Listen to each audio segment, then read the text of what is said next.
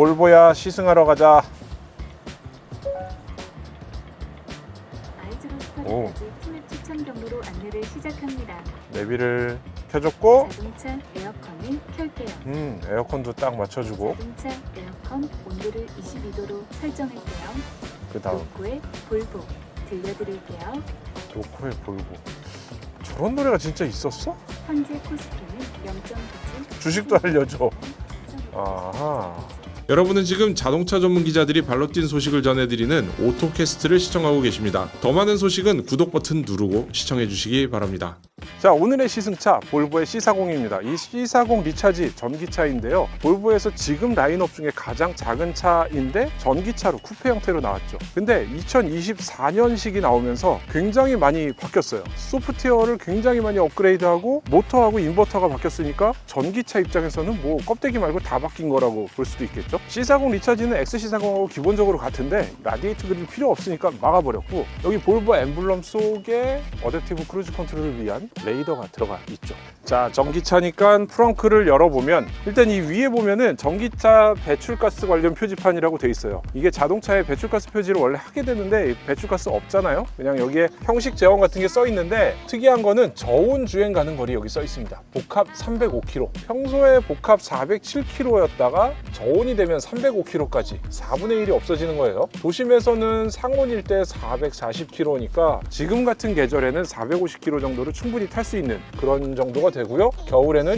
275까지 줄어듭니다. 전기차 특성이죠. 그리고 중요한 포인트가 있는데, 여기 보면은 비동기 모터 전축 150마력, 동기 모터 후축 256마력 이렇게 돼 있어요. 후륜의 모터가 훨씬 강한 게 들어가서 24년식이 되면서 후륜 구동 위주의 파워트레인이 들어갔다는 걸 알 수 있죠. 그리고 그 밑에 여기 보면은 프렁크가 있는데요. 프렁크 공간이 꽤 시원시원하게 넓어요. 그리고 이게 평평하기 때문에 여기다가 처갓집 갔다가 반찬 싸운다던가 김치 같은 거 얻어올 때 굉장히 유용해요. 그리고 그 밑에 이렇게 열면은 이 단단한 커버 밑에는 타이어 펑크 수리 키트가 이렇게 들어 있습니다. 특징적인 거는 여기예요. 여기를 XC40은 이렇게 올라오는데 얘는 부드럽게 이렇게 훅 내려갔죠. 그래도 볼보의 그 브레이크 등 라인이 이렇게 있어서 뒤에서 보면은 비슷한 모양을 갖고 있어요. 그리고 요거 되게 독특한 디자인들인데 고성능 같은 느낌을 주는 뭐 그런 게 있는데, 공기역학적인 성능을 좀 고려한 디자인이기도 하고요. 여기도 스포일러가 달려있고, 그래서 그런지 이 뒤에 와이퍼가 없어요. 얘는 승용차처럼 여기서 그냥 미끄러져 내려갈 거기 때문에 공기역학을 고려해서 그렇게 만들었고, 와이퍼는 넣지 않았습니다. 자, 트렁크 잠깐 열어보면은 수납 공간에 있어서는 역시 볼보다워요. 여기를 딱 접어서 넣을 수도 있게 트렁크 공간 분리해서 잘 만들어 놨어요. 그리고 여기다가 쇼핑백 이렇게 딱 걸고 다녀라 이런 식으로 아예 만들어 놔서 아주 실용적인 구성을 갖고 있어요. 자, 이제 이 차를 타고 시승을 한번 나가 보겠습니다.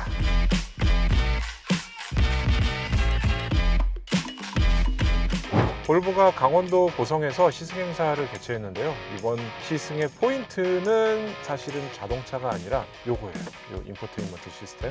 여기를 2.0으로 업그레이드를 한 건데, 2022년부터 안드로이드 오토가 들어간 게 나왔잖아요. 볼보가 글로벌에서 구글하고 협약을 했고, 구글의 안드로이드 오토가 차 안에 들어갔고요. 여기만 들어간 게 아니라 자동차의 전체 컨트롤 시스템이 안드로이드 오토로 바뀐 거예요. 그러니까 안드로이드 스마트폰하고 비슷해졌다라고 보시면 되는 거예요. 국산차 브랜드, 현대차나 기아 이런 데보다 훨씬 더 지금 스마트폰에 더 가까운 기능들을 구현하고 있어요. 현대차 그룹의 자동차, 예를 들면 제 거 EV9 같은 기아 같은 경우에도 이런 것들이 잘 돼 있긴 한데, 사실 좀 쓰다 보면은 이게 현대차 그룹의 방식으로 독자적으로 많은 것들을 하고 있어서 이게 뭔가 스마트폰하고 좀 차이가 있거든요. 근데 볼보에 들어간 것들은 티맵이나 뭐 누구오토, 웨이브, 플로우, 그 다음에 이번에 멜론도 들어가게 되고, 이런 것들이 우리가 그냥 스마트폰에서 쓰는 거다 보니까 그 사용 환경을 그대로 여기 가져올 수 있는 거죠.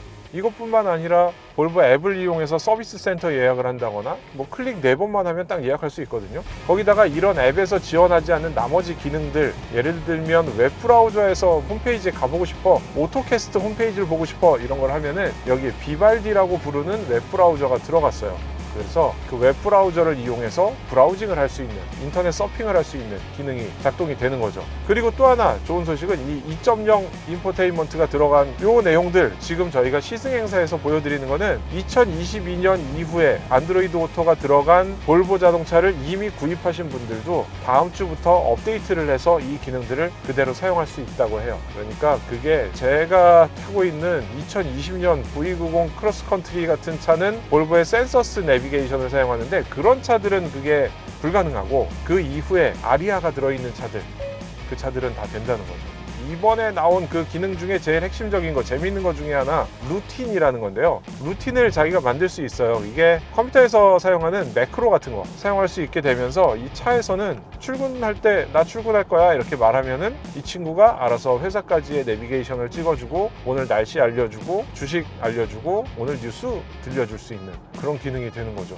볼보 자동차 코리아가 되게 장사를 잘하는 게, 차 지금 우리나라에 파는 거 8종류밖에 안 되거든요. 그런 와중에 차를 그래도 사고 싶게 만들어 놔요. 이렇게 이런 거 업데이트하면서 와, 저는 센서스 내비 있는 차 타고 있지만 이런 거 보면은 사고 싶어요. 하드웨어는 그렇게 바뀐 게 없는데도 소프트웨어에서 뭔가를 확 바꿔버려서 차를 이렇게 상품성 있게 사고 싶게 만들어 놨다. 요즘 시대에 잘하는 장사법인 것 같아요. 뭐 짧게 덧붙이자면은 볼보 자동차 코리아가 25주년 됐대요, 한국에서.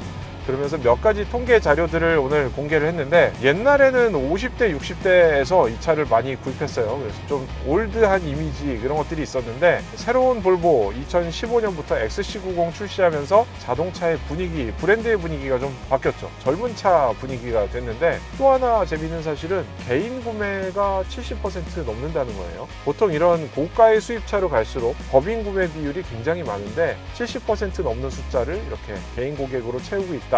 사실 개인 중에서 경제적 여건이 되는 분들이 많이 찾는 차가 되는 게 볼보라는 거죠. 자, 그래서 이 차는 2024년식 볼보 C40 리차지입니다. 모터하고 인버터를 개선을 했습니다. 모터가 영구 자석이 들어가는 거였다가 자석을 아예 뺀 모터. 자, 이 모터에 대해서는 좀 더 추가로 말씀드릴 게 있어서 잠깐 카메라를 켰는데요. 2023년식의 경우에는 기존의 전기차 모터하고 똑같은 자석이 들어간 영구 자석 모터가 들어가고요. 2024년식으로 바뀌면서 이게 구리 대신에 반도체를 사용하는 모터로 바뀌었어요. 비동기식 모터를 사용하면서 후륜 기반으로 구동을 하게 되고 필요시에 전륜이 힘을 보태는 형태로 운영이 되기 때문에 앞에는 비동기 모터, 뒤에는 동기 모터 이렇게 들어가면서 파워트레인이 굉장히 큰 변화를 갖게 된 거죠. 이런 반도체가 들어가는 형태의 모터는 테슬라 같은 데에서 사용하는 거하고 동일한 방식의 것을 사용하고 있습니다. 그래서 정확히는 무자석이라고 말하기보다는 반도체를 사용한 비동기식 모터로 들어가면서 전기차에서 굉장히 큰 변화인 거죠. 그 모터하고 인버터를 바꾸면서 결과적으로는 주행 가는 거리가 350km에서 400km 가까이로 늘어버렸어요. 좀 믿어지지 않을 정도로 굉장히 크게 바뀌었는데, 사실 작은 모터와 인버터의 변경으로 이뤄낸 성과죠. 어쨌거나 껍데기 똑같고 나머지 다 똑같은데 인포테인먼트, 그 다음에 모터, 인버터 이렇게 살짝 개선이 되면서 연식 변경을 넘어서는 꽤 많은 범위의 변화를 보여주고 있습니다.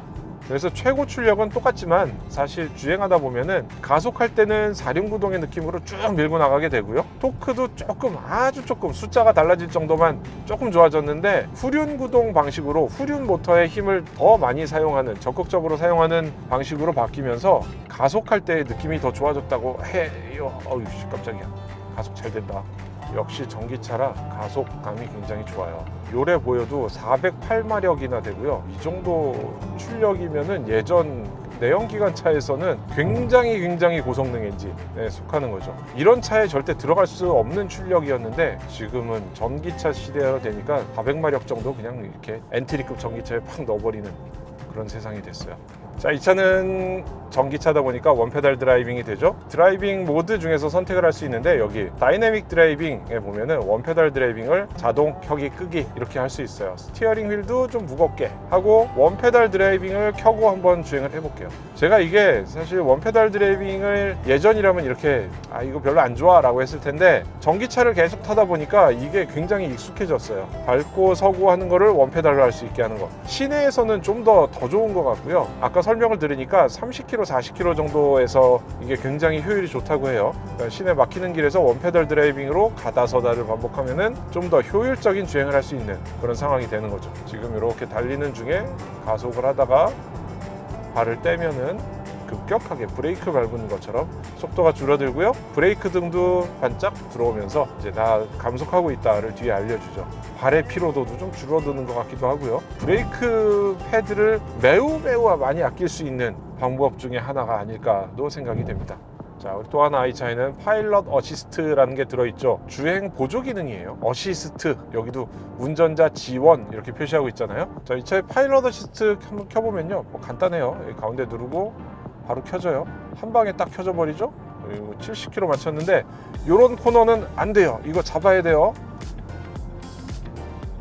이봐 못 넘어. 그래서 이거를 완전 자율주행이다 이렇게 생각하면 큰일 납니다. 주행 보조 기능이라 급격하지 않은 코너들에서 고속에서 잘 맞춰간다 하는 정도의 기능이고요. 이렇게 스티어링 휠 고정하라고 나오잖아요. 정전식은 아니기 때문에 이 토크를 좀 입력을 해줘야 돼요. 이렇게 살짝 흔들어주면은 되죠. 그래서 요거는 어떤 때 쓰느냐, 이렇게 고속도로에서 발 떼고 대강 이렇게 손 얹어 놓고 편하게 좀 여유 있게 이렇게 주행할 때 굉장히 좋아요.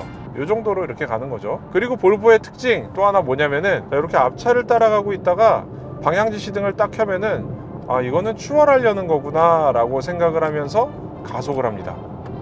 해볼게요. 이렇게 가속을 하면서 1차선으로 올라갈 수 있게 해줘요. 자, 이렇게 볼보의 C40 리차지 2024년식 모델을 보여드렸고요. 이 차는 말씀드렸듯이 소프트웨어 업그레이드 된 게 포인트이기 때문에 딜러나 뭐 이런 데 매장에 가셔서 요거에 대한 체험을 충분히 하시는 게 이 차를 선택하는데 굉장히 중요한 포인트가 될 것 같아요. 아마 딜러 매장에서도 요거 설명할 수 있게 있는 거 돼 있고 소개하는 영상도 잘 만들어져 있는 것 같으니까 그런 것도 한번 참고해 보세요. 수입차 중에서는 유일하게 국산차보다 훨씬 좋은 인포테인먼트 내비를 갖고 있구나 이런 생각이 들어요. 지금까지 오토캐스트 이다일이고요. 강원도 고성에서 강릉 왔다 갔다 하면서 시승했습니다. 감사합니다.